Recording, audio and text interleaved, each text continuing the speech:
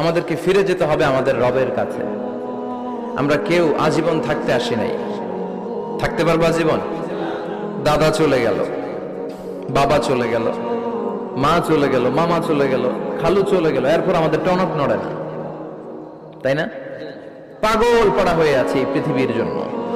মরতে যে হবে এটা ভাববার সময়টুকু আমাদের নেই। আমরা ব্যস্ত আমাদের ক্যারিয়ার নিয়ে, আমাদের লাইফ নিয়ে, আমাদের সমাজ নিয়ে, আমাদের ফ্যামিলি নিয়ে, আমাদের সন্তান আর সম্পদ নিয়ে আমরা সুপার বিজি।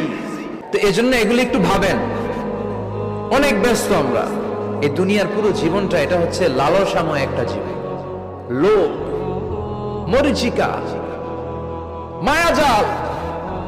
এই মায়াজালে আমরা আটকে আছি, ফলে মৃত্যুর কথা আমরা ভুলে গিয়েছি।